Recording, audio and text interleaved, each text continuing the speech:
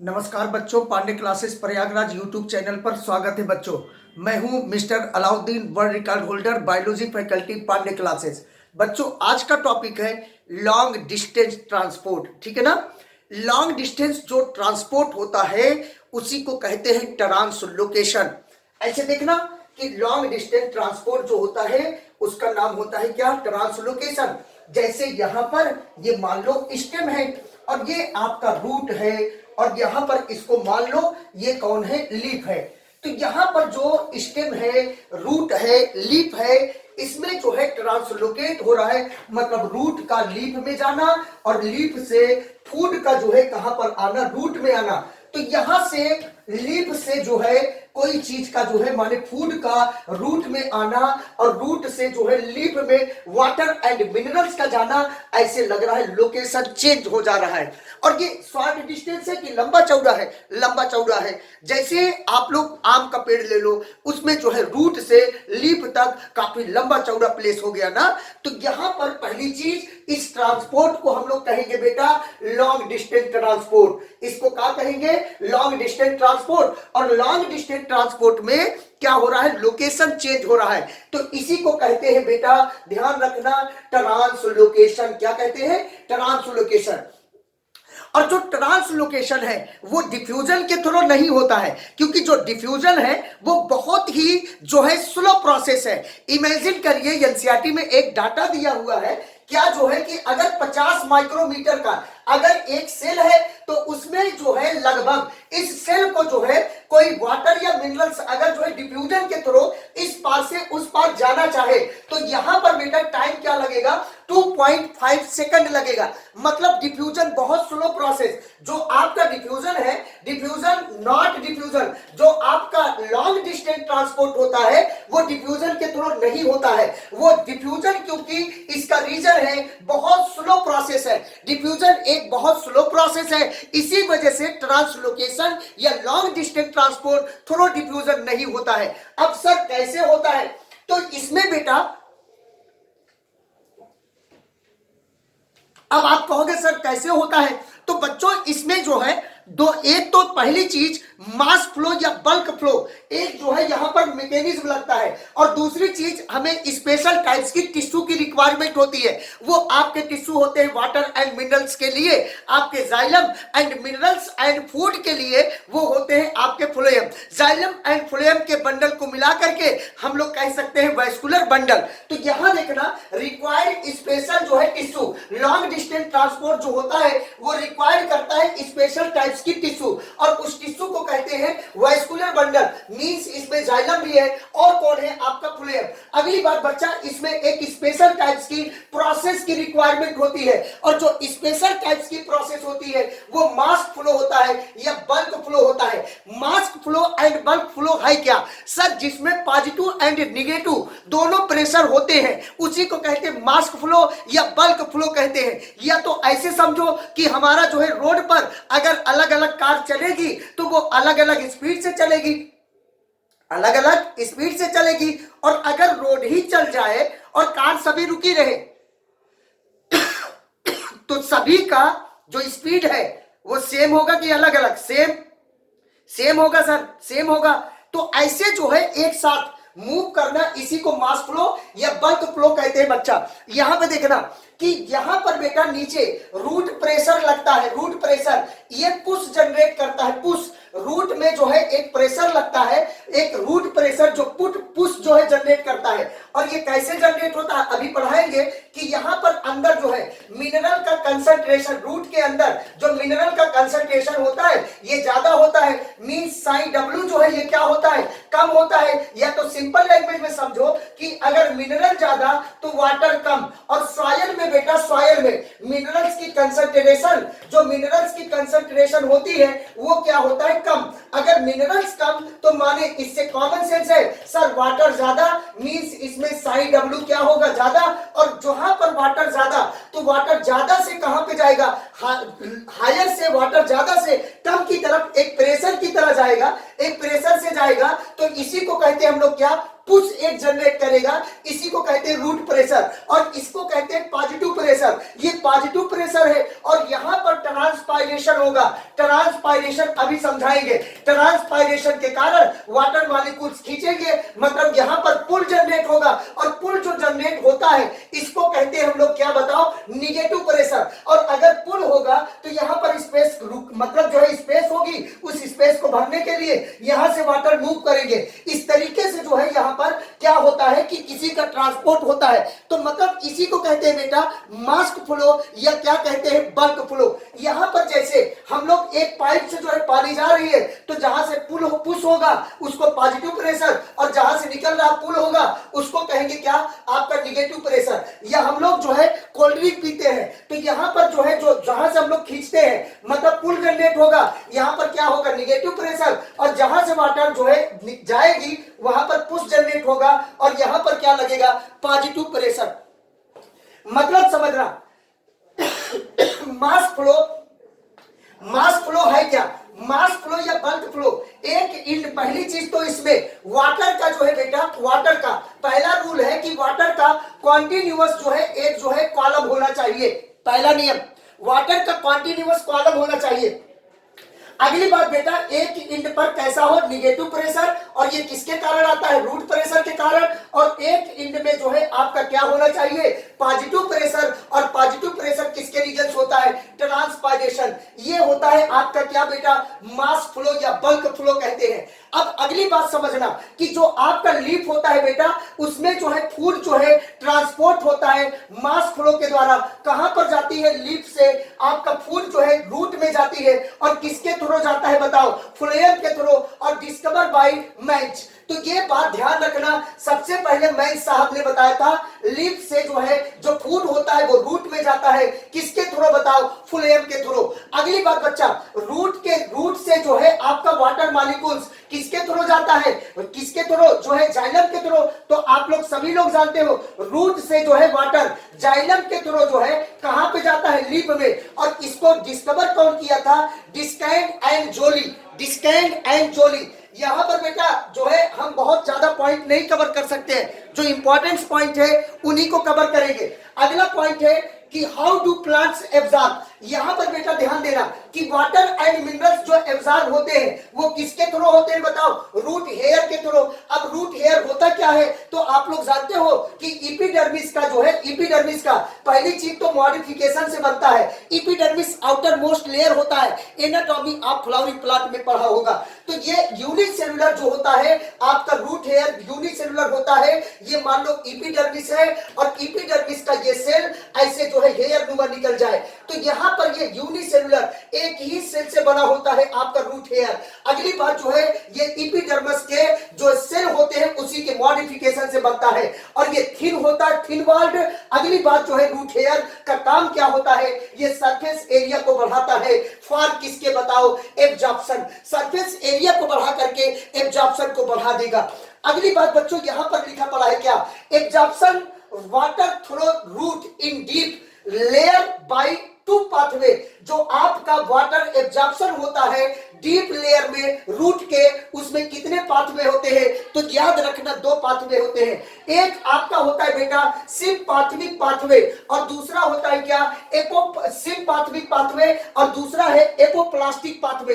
सिम्पाथमिक pathway को ध्यान रखना कि इसमें जो है ये सेल वॉल के बीच से होकर के जाता है, means water move through cell wall. दो सेल वॉल के बीच में अगर वाटर मूव करेगा तो वो कौन है, एपोप्लास्टिक पाथवे। और इसमें जो सिस्टम इन्वॉल्व होता है एडजेसेंट ऑफ सेल वॉल, इसको ध्यान रखना, एडजेसेंट ऑफ सेल वॉल। अगली पॉइंट जो है बच्चा सिम्प्लास्टिक पाथवे। जो सिम्प्लास्टिक पाथवे है इसमें जो सेल जो आपका एक जो है सिस्टम इन्वॉल्व होता है, इंटरकनेक्शन प्रोटोप्लास्ट एडजेसेंट। ये जो आपका है मींस जो है आपका जो वाटर मॉलिक्यूल्स है अगर जो है प्लाज्मोडेस्माटा के थ्रू, अगर प्लाज्मोडेस्माटा के थ्रू जो है, एक सेकंड,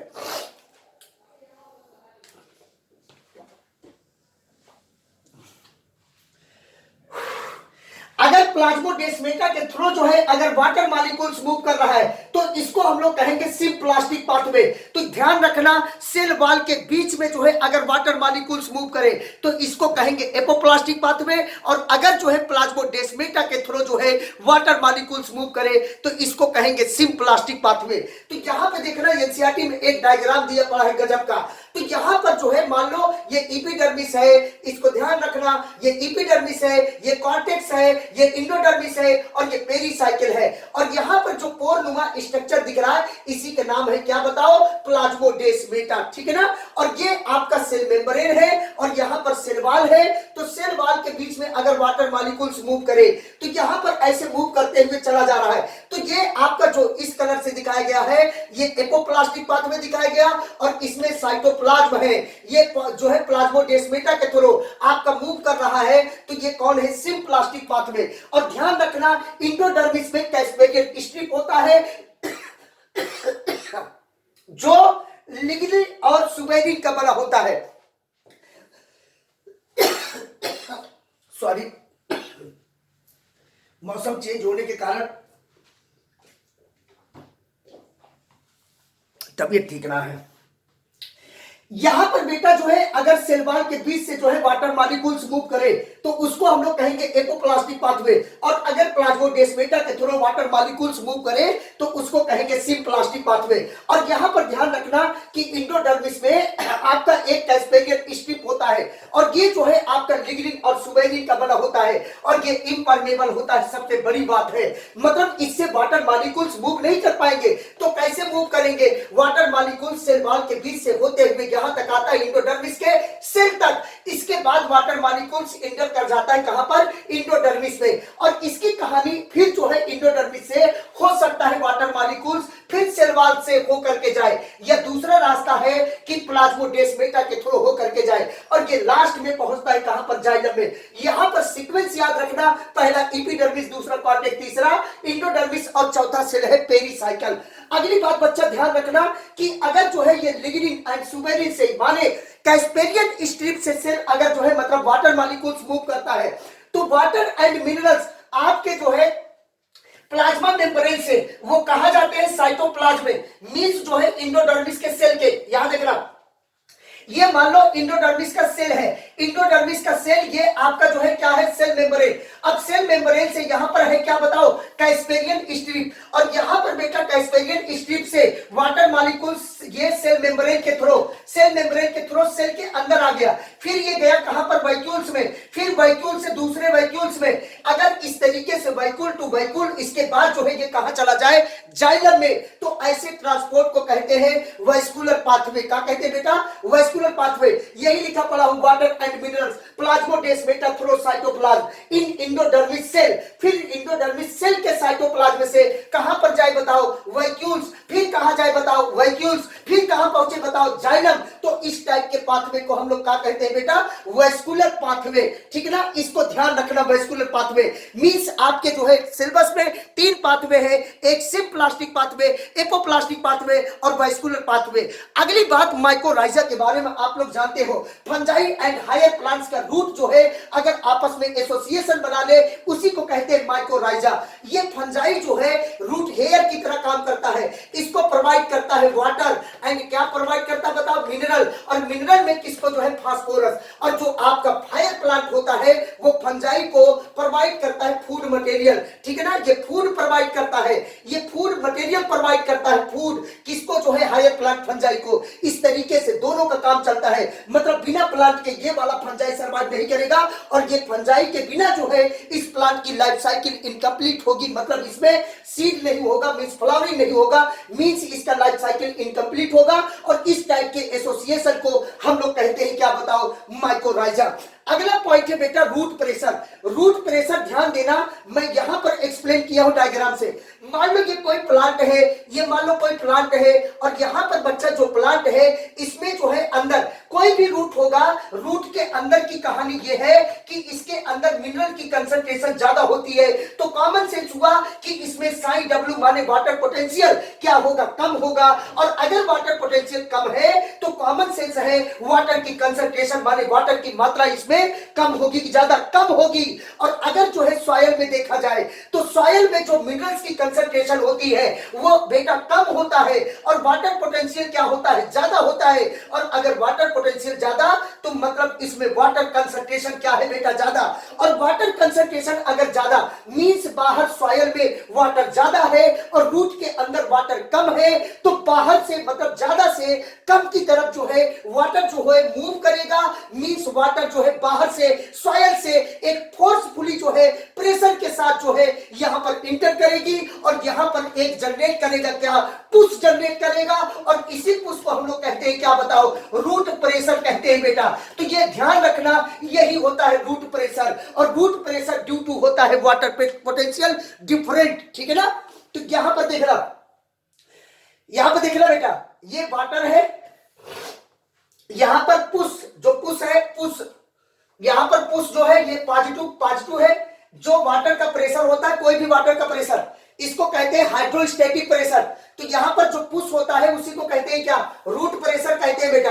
अगली बात, यहां पर पुल है, pull means negative pressure. Negative pressure means चाहे वाटर का पॉजिटिव प्रेशर हो चाहे निगेटिव, ये हाइड्रोस्टैटिक प्रेशर होते हैं। और ये निगेटिव हाइड्रोस्टैटिक जो प्रेशर होता है ड्यू टू ट्रांसपायरेशन होता है, ठीक है ना। तो ये रूट प्रेशर को मैंने यहां पर एक्सप्लेन किया। आगे चलते हैं बेटा, गटेशन क्या है। गटेशन ध्यान रखना बेटा कि रूट प्रेशर के कारण रूट से वाटर एंड मिनरल्स का लीफ के स्टोमेटा से जाकर के निकलना, इसी को कहते हैं क्या, गटेशन। ध्यान रखना, स्टोमेटा से वाटर एंड मिनरल्स का due to root pressure release होना, इसी को कहते हैं गटेशन। और ये जो गटेशन होता है ये केवल हर्ब का कैरेक्टरिस्टिक फीचर्स होता है, चाहे हर्ब वो मोनोकाट हो चाहे डाइकाट हो। तो यहां पर देखना हमने क्या एक्सप्लेन किया है बेटा। तो गटेशन क्या है, water and minerals release through leaf due to root pressure. Root pressure के कारण वाटर एंड मिनरल्स जो है लीफ के जो है स्टोमेटा के थ्रू जो है रिलीज हो जाए, इसी को कहते हैं गटेशन। तो यहां पर रूट प्रेशर के कारण वाटर और कौन गया बेटा, मिनरल्स गया और वाटर एंड मिनरल्स गई। तो यहां पर जो है स्टोमेटा के थ्रू वाटर एंड मिनरल्स जो है ड्यू टू रूट प्रेशर जो है यहां से रिलीज हो रही है, इसी को कहते हैं गटेशन। और गटेशन जो है ट्री में देखने को नहीं मिलता है, श्रब में देखने को नहीं मिलता है, ये केवल हर्ब में देखने को मिलता है, वो चाहे मोनोकाट हो चाहे डाइकाट हो, ठीक है ना। आगे चलते हैं बेटा, अगला पॉइंट है ट्रांसपायरेशन पुल। ट्रांसपायरेशन पुल को कहते हैं कोहेजन टेंशन ट्रांसपायरेशन पुल। यहां पर देखना, यह मॉडल कोहेजन टेंशन ट्रांसपायरेशन पुल मॉडल, ये ट्रांसपायरेशन को अगर समझना है तो ट्रांसपायरेशन पुल को समझो, और ट्रांसपायरेशन पुल को समझना है तो कोहेजन टेंशन ट्रांसपायरेशन पुल के मॉडल को समझो। और उसको समझने से पहले आपको तीन बातों को ध्यान रखना है। कोहेजन क्या होता है, वाटर और वाटर मॉलिक्यूल्स के बीच में अट्रैक्शन को हम लोग कहते हैं बेटा कोहेजन, ये भी सवाल पूछा गया है। अगली बात, एडहेशन क्या होता है, तो ध्यान रखना वाटर मॉलिक्यूल्स और वाटर मॉलिक्यूल्स के बीच में जो अट्रैक्शन होता है, अगर वाटर और वाटर के बीच में अट्रैक्शन कहे तो इसको आप कहोगे कोहेजन। और एडहेशन क्या होता है, वाटर मॉलिक्यूल्स और वाटर मॉलिक्यूल्स के बीच में लगे हुए जो फोर्स होते हैं उसको हम लोग कहते हैं एडहेशन। अगली बात बेटा, सरफेस टेंशन क्या होता है। जाइलम जो टिश्यू होते हैं, ट्राइकीड हो या वेसल्स हो, और जो वाटर होता है उसके बीच में जो अट्रैक्शन होता है उसको कहते हैं सरफेस टेंशन। तो यहां पर कोहेजन है वाटर एंड वाटर मॉलिक्यूल्स के बीच में अट्रैक्शन, एडहेशन वाटर मॉलिक्यूल्स के बीच में अट्रैक्शन, और यहां पर सरफेस टेंशन है वाटर और जो है किसमें, ट्राइकीड एंड जो है वेसल्स मींस जो है आपका कौन है बेटा, जाइलम, इसके बीच में जो अट्रैक्शन होता है इसी को कहते हैं बेटा सरफेस टेंशन कहते हैं। आगे चलते हैं बेटा, यहां पे देखो, यहां पे ये डायग्राम,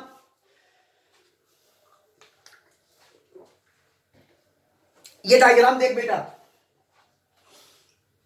यहां पर एक वाटर कॉलम बना है, और जो वाटर कॉलम बनता है सर, वाटर कॉलम, वो वाटर कॉलम पहली चीज ये किसके किसके कारण बना, तो यहां पर वाटर और वाटर मॉलिक्यूल्स के बीच में यहां पर क्या होगा, अट्रैक्शन होगा। तो ये एडहेशन के कारण बना, एडहेशन पहला कारण, और जो है वाटर वाटर के बीच में जो अट्रैक्शन है वो है कोहेजन, और दूसरा वाटर और जाइलम के बीच में जो अट्रैक्शन है उसको कहेंगे सरफेस टेंशन। तो ये तीन कारण से, ये रूट प्रेशर नहीं, तीन रीजन से बेटा यहां पर जो है यहां पर एडहेशन है, एडहेशन, और दूसरा कारण है कोहेशन, तीसरा कारण है टेंशन। इन तीनों के कारण बेटा एक वाटर कॉलम का फॉर्मेशन होता है।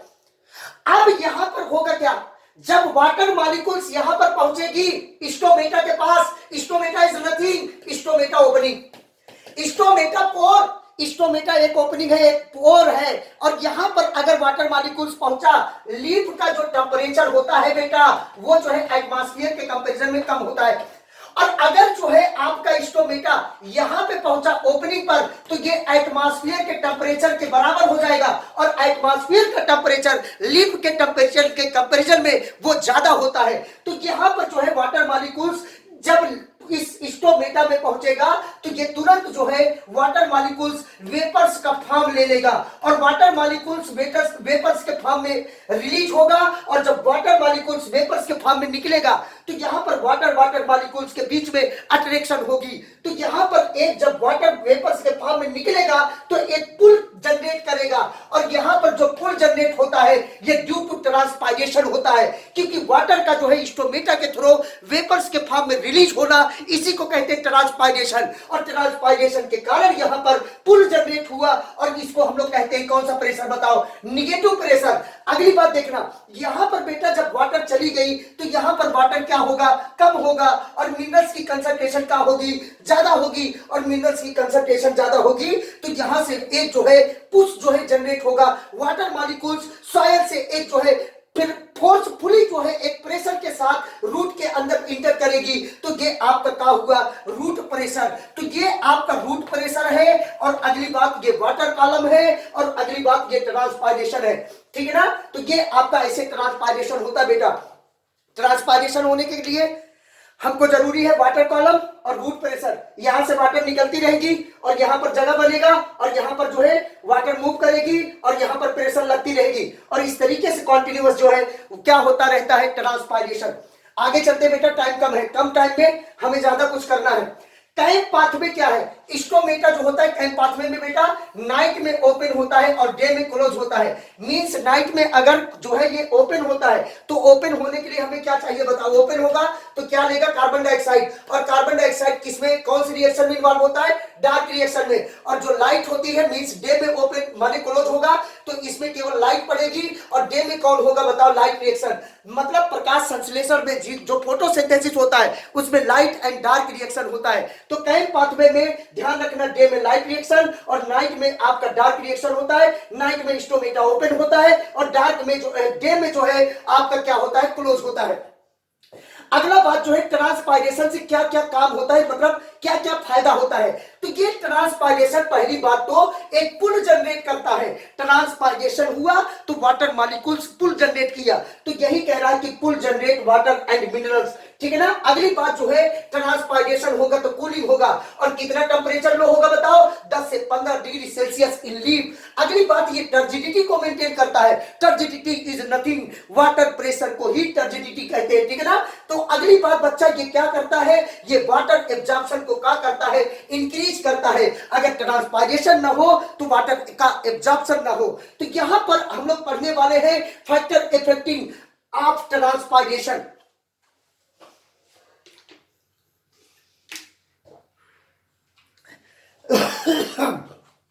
फैक्टर इफेक्टिंग ऑफ ट्रांसपायरेशन, इसको पढ़ने वाले हैं। सबसे पहले यहां पे देखें आप लोग इंटरनल। इंटरनल मींस जो है वो फैक्टर जो प्लांट के अंदर होते हैं। तो यहां पर इंटरनल फैक्टर में पहली बात तो हुआ नंबर ऑफ लीफ, अगर लीफ ज्यादा तो ट्रांसपायरेशन ज्यादा, अगर लीफ कम तो ट्रांसपायरेशन कम।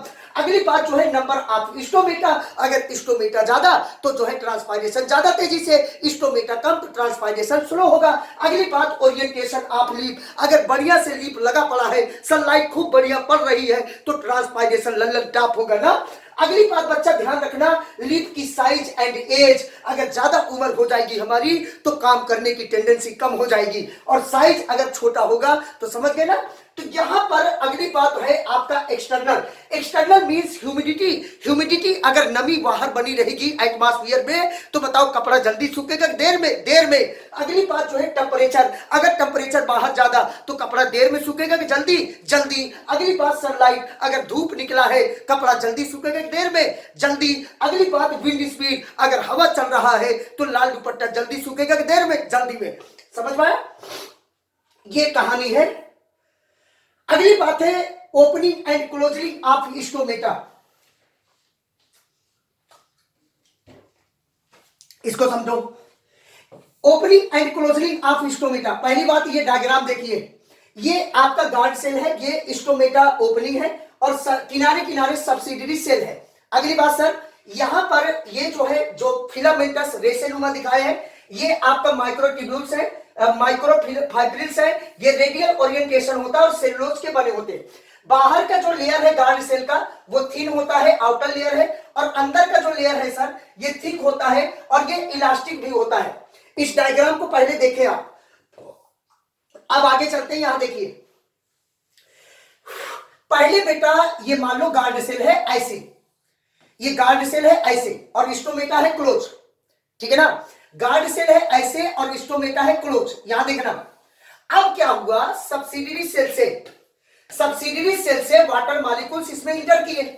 अगर वाटर मॉलिक्यूल्स इसमें इंटर करेंगे, वाटर मॉलिक्यूल्स इंटर करेंगे तो देखना ध्यान से, वाटर मॉलिक्यूल्स इंटर करेंगे तो होगा क्या कि गार्ड सेल जो है फूलेगा, और गार्ड सेल का फूलेगा तो आउटर वॉल बाहर की तरफ जाएगी, और अगर आउटर वॉल बाहर की तरफ जाएगी तो आउटर वॉल जो है इनर वॉल से एक जो है माइक्रोफाइब्रिल्स के द्वारा जुड़ा रहता है।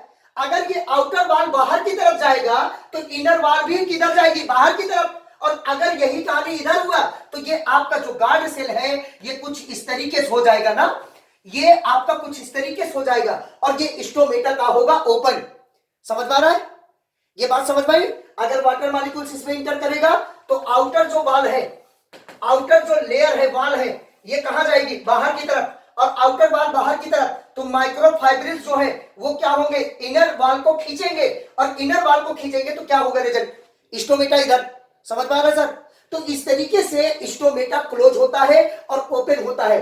तो इसमें वाटर पोटेंशियल जो होता है यहां पर, या वाटर जो है पोटेंशियल जो होता है वो रिस्पांसिबल होता है। दूसरी चीज जो माइक्रोफाइब्रिल्स है, सेलुलोज का बना है, वो रिस्पांसिबल होता है इनर वॉल को खींचने में बाहर की तरफ। और अगर जो है वाटर इससे अब जो है वाटर इस पोर से बाहर निकल जाएगा, तो इस पोर से वाटर बाहर निकलेगा तो जो बाहर की लेयर है मतलब आउटर वॉल वो अंदर की तरफ आएगी, और अपने आप जो है जो इनर वॉल है ये अंदर की तरफ चली आएगी, धीरे धीरे शिफ्ट हो जाएगी, और रिजल्ट क्या होगा, स्टोमेटा क्या होगी बेटा, क्लोज। इस तरीके से स्टोमेटा क्लोज एंड ओपन होता है। Factor affecting of opening and closing of stomata. Stomata के ओपन एंड क्लोज होने में जो है आपका फैक्टर कौन सा इन्वॉल्व होता है? तो पहला है लाइट, अगर जो है ब्लू लाइट पड़ा और रेड लाइट तो स्टोमेटा का होगा ओपन। अगला है बेटा हार्मोन्स। हार्मोन्स याद रखना, ABA जो होता है ये आपका जो है एब्सिसिक एसिड, ये स्टोमेटा को क्या करता है, क्लोज। और साइटोकाइनिन ये जो है क्या करता है, स्टोमेटा को ओपन करता है। अगली बात, अगर एटमॉस्फेयर में टेंपरेचर हमारा जो है 10 डिग्री सेल्सियस से कम हो गया तो स्टोमेटा का होगा, क्लोज हो जाएगा। मींस जो है स्टोमेटा को ओपन रहने के लिए मिनिमम जो है टेंपरेचर जो है 10 डिग्री सेल्सियस से ज्यादा होना चाहिए। अगली बात है carbon dioxide in leaf. High concentration अगर लीफ में होगा तो ये क्या होगा, क्लोज, और लो कंसंट्रेशन होगा तो ये क्या होगा, ओपन। यहां समझना, जो गार्ड सेल है बेटा, लीफ में जो गार्ड सेल है, गार्ड सेल, पहली बात तो ये गार्ड सेल के थ्रू वाटर मॉलिक्यूल्स निकलता है, और ये गार्ड सेल के थ्रू इसमें जाता है कौन, कार्बन डाइऑक्साइड, और निकलता है कौन, ऑक्सीजन। मतलब गार्ड सेल ओपन होता है कार्बन डाइऑक्साइड लेने के लिए, और अगर लीफ में कार्बन डाइऑक्साइड की कंसंट्रेशन ज्यादा तो स्टोमेटा ओपन होगा कि क्लोज, क्लोज। क्योंकि अब जो है हमें इस प्लांट को जो है कार्बन डाइऑक्साइड की रिक्वायरमेंट नहीं है, क्योंकि स्टोमेटा ओपन होता है किसको लेने के लिए, कार्बन डाइऑक्साइड। और कार्बन डाइऑक्साइड की कंसंट्रेशन अगर लीफ में CO2 इन लीफ, देखो CO2 इन लीफ, अगर CO2 इन लीफ हाई कंसंट्रेशन है, ज्यादा है, तो स्टोमेटा खुलने की क्या जरूरत है, क्लोज रहेगा। और अगर जो है CO2 इन लीफ लो है, कम है, तब कौन ओपन होगा, स्टोमेटा, क्योंकि क्या लेना है, कार्बन डाइऑक्साइड। तो ये क्या होगा, ओपन। ये एक सवाल है। अगली बात है बच्चा cobalt chloride test. Cobalt chloride test में हम लोग लेते हैं कोबाल्ट क्लोराइड पेपर। और ये बच्चा जो है ऐसे समझो कोई प्लांट है, ये प्लांट है कोई, और इसमें जो है क्या किया, मैंने एक पेपर लिया और इस पेपर को इसके ऊपर लपेट दिया, और ये जो पेपर है आपका क्या है, कोबाल्ट क्लोराइड पेपर है। और इसके ऊपर जब वाटर मॉलिक्यूल्स, मान लो पिंक कलर, ये जो आपका येलो कलर दिखा रहे हैं, इसमें वाटर मॉलिक्यूल्स जो है निकलेंगे, और जब ये वाटर मॉलिक्यूल्स निकलते हैं तो ये कैसा कलर देता है, पिंक कलर। इसका मतलब वाटर मॉलिक्यूल्स निकला लिप से, मींस ट्रांसपायरेशन हो गया। मतलब बच्चा कोबाल्ट क्लोराइड टेस्ट जो होता है ये फार होता है ट्रांसपायरेशन टेस्ट। तो कोबाल्ट क्लोराइड टेस्ट बेटा, कोबाल्ट क्लोराइड टेस्ट में पेपर लेते हैं और वाटर मॉलिक्यूल्स के कांटेक्ट में आने के बाद ये कैसा कलर देगा बताओ, पिंक कलर। अगली बात, ट्रांसपायरेशन टेस्ट करने के लिए हम लोग यूज करते हैं कोबाल्ट क्लोराइड पेपर का, या कोबाल्ट क्लोराइड टेस्ट करते हैं, ठीक है ना। अगला पॉइंट पढ़ना है Uptake mineral ion. Uptake mineral ion पढ़ना है बेटा, ठीक है ना। चलो जो है अपटेक मिनरल आयन और आगे की कहानी एक छोटे से वीडियो में हम बना दे रहे हैं, ठीक है ना, इसको देख लेना।